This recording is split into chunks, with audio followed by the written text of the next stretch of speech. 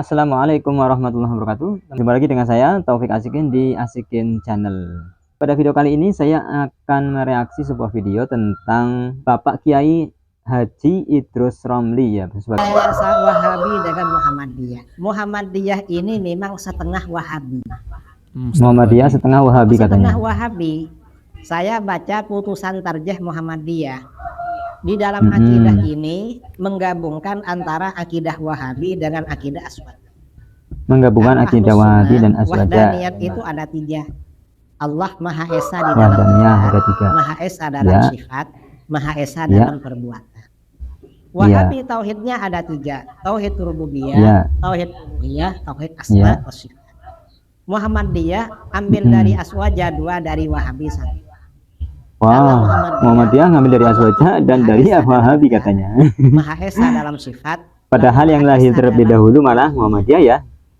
Karena Muhammadiyah mengambil tauhid di antara Muhammadiyah dengan NU itu yang terlahir terlebih dahulu itu malah Muhammadiyah dan menganggapnya syirik.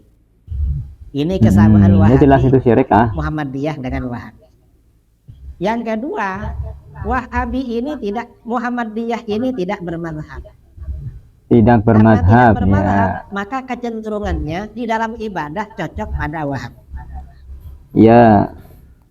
Yang cocok dengan Wahabi ini karena tidak bermadhab. Cocok dengan Wahabi. Yang ketiga, Muhammadiyah ini semboyannya pemurnian agama. Karena pemurnian agama maka suka membid'ahkan. Kalau yang tauhid uluhiyah itu suka mensyirikkan. Kalau yang pemurnian agama itu suka membid'ah. Itu ajaran Muhammadiyah, itu ajaran pokoknya. Saya baca di kitab-kitab mereka. Bahkan di fatwa-fatwa tarjih Muhammadiyah yang juga suka membid'ahkan, menyalahkan.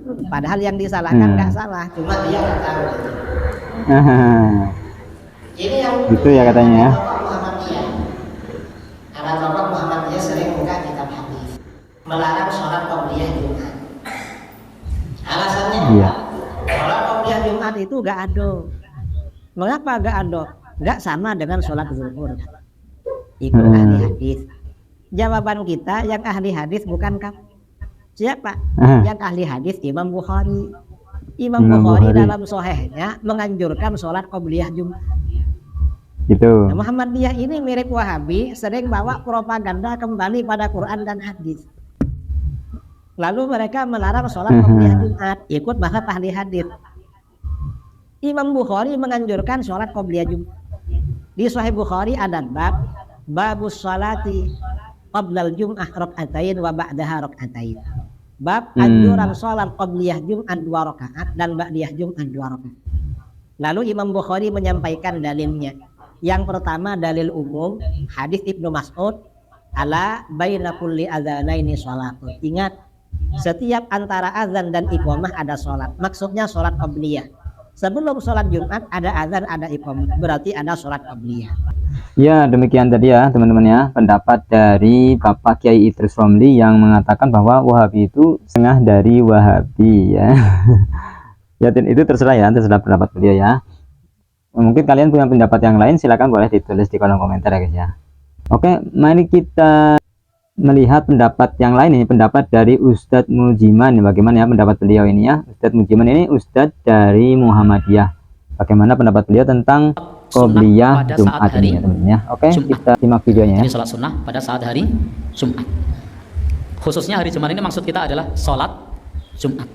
Sholat Jumat. Kita mengetahui bahwa sholat Jumat ini baru bisa dikerjakan kalau sudah masuk waktunya atau matahari sudah tergelincir. Oh iya ini. Lalu adakah sholat qobliyah Jumat? Maka harus kita cek di sini bagaimana adzan di hari Jumat tersebut. Jadi bagaimana adzan di hari Jumat tersebut.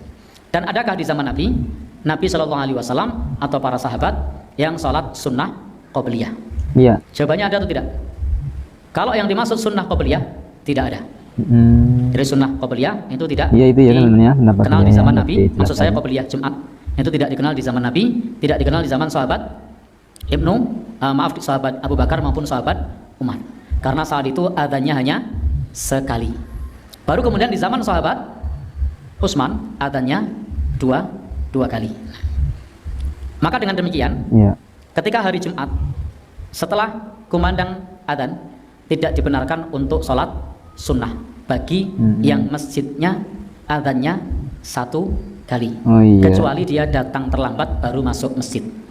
Jadi kalau dia tidak datang terlambat, dia sudah duduk masuk masjid, sudah bikin soft, lalu kemudian dengar adzan, selesai adzan, apa yang kita lakukan? Dengarkan khutbah. Iya, berarti tergantung adanya ya di tempat teman-teman. masjid yang adzannya satu kali, begitu selesai adzan maka khotib akan segera khutbah. Sehingga yang kita lakukan adalah mendengarkan khutbah, bukan sholat dua. Kalau di NU kan adzannya 2 kali ya. Ketika masuk ke masjid, adzan sudah selesai, imam sedang khutbah. Ketika imam atau khotib sedang khutbah, maka pada saat itu kita boleh sholat sunnah. Duh, kok boleh? Padahal kan kaidahnya kalau ada yang wajib sama yang sunnah, dahulukan yang wajib, tinggalkan yang sunnah. Kok boleh? Karena adanya dalil khusus. Saat Nabi SAW sedang khutbah dan melihat ada jamaah yang baru saja tiba di masjid, lalu kemudian langsung duduk. Apa kata Nabi? Qum fasolli rakaatain. Bangunlah, salatlah 2 rakaat.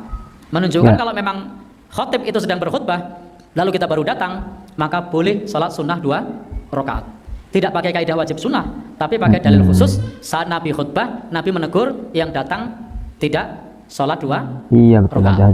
Maka ini dalil khusus bahwasanya silakan tetap sholat kalau terlambat, dan itu bukan qobliyah, itu bukan qobliyah. Baik Bapak Ibu, dan prakteknya pun dipercepat. Jadi prakteknya dipercepat, tidak boleh berlama-lama karena lebih utama mendengarkan khutbah. Baik Bapak Ibu, lalu bagaimana ketika kita baru datang ke masjid? Kita saat itu dianjurkan untuk sholat sunnah. Jadi kalau baru datang ke masjid, apa yang kita lakukan? Sholat sunnah. Hari Jumat Ya ini ya. Sholat poin pentingnya ini sunnah. Sholat sunnah di situ bukan qobliyah. Bukan karena syarat qobliyah. disebut qobliyah itu kalau sesudah azan. Adzan. Padahal pada saat baru datang ke masjid, kemudian sholat di situ sudah adzan apa belum? Belum ya. Maka Ya, itu belum bukan azan. sholat sunnah qobliyah. Ya, bukan jadi itu bukan sholat sunnah qobliyah. Lalu apa yang perlu kita lakukan? Silakan sholat, karena di situ memang disunnahkan untuk sholat. Tapi itu bukan qobliyah. Andai itu qobliyah maka dilarang. Kenapa? Karena saat itu matahari berada di atas kepala. Tidak boleh sholat sunnah qobliyah ataupun ba'diyah saat matahari di atas kepala, saat matahari terbit, saat matahari tenggelam. Itu tidak dibolehkan. Padahal sholat sunnah sebelum adzan Jumat itu jelas-jelas terjadi pada saat matahari di atas kepala. Karena ketika belum adzan zuhur, itu artinya matahari belum tergelincir, sehingga matahari masih di atas kepala. Karena matahari masih di atas kepala, maka tidak boleh sunnah qobliyah. Lalu sholat sunnah apa itu? Di situ adalah sholat sunnah untuk menunggu imam. Karena disitulah kita dianjurkan untuk sholat sebanyak-banyaknya sampai imam naik mimbar. Maka selagi imam belum naik mimbar, kita boleh sholat sunnah. Asalkan 2 rakaat salam, maka rakaatnya boleh berapapun. Sudah 2 rakaat, imamnya belum datang, 2 rakaat lagi. Imamnya belum datang, 2 rakaat lagi. Khotibnya belum datang, 2 rakaat lagi. Sudah dapat 10 rakaat, imamnya belum datang, 2 rakaat lagi. Sudah sampai 20 rakaat, imamnya belum datang, boleh dilanjut terus. Nek ra kesel. Kan ini sifatnya sunnah, bukan wajib. Andai kemudian memilih 2 rakaat saja, boleh. Andai memilih 4 rakaat saja, boleh. Ya, boleh. Andai memilih 6 rakaat saja, monggo, sesuai dengan kemauan. Kenapa saya menyampaikan sesuai dengan kemauan? Karena selagi khotib belum datang, itu masih boleh sholat sunnah. Ini sholat intidhar, sholat untuk menunggu khotib atau Iya, itu tadi ya pendapat dari Ustadz Mujiman ya. Pendapatnya beliau ini lebih jelas lagi ya, untuk membantah apa yang menjadi sebab tidak bolehnya ada sholat qobliyah di sholat Jumat ya. Yang diterangkan oleh Ustadz Mujiman tersebut lebih jelas dan lebih dimengerti ya teman-teman. Semoga teman-teman bisa memahami ya teman-teman ya, apa yang disampaikan oleh beliau ini ya. Kira-kira itu saja teman-teman ya, saya sudahi perjumpaan kita kali ini. Tapi sebelumnya, yang belum subscribe channel ini silahkan subscribe terlebih dahulu ya, untuk membantu channel ini berkembang. Terima kasih telah menonton. Saya ucapkan jazakumullahu khairan katsiran. Kita tutup dengan membaca doa kafaratul majelis. Subhanaka Allahumma wa bihamdik, asyhadu an la ilaha illa anta, astaghfiruka wa atubu ilaik. Wassalamualaikum warahmatullahi wabarakatuh. Salam tauhid.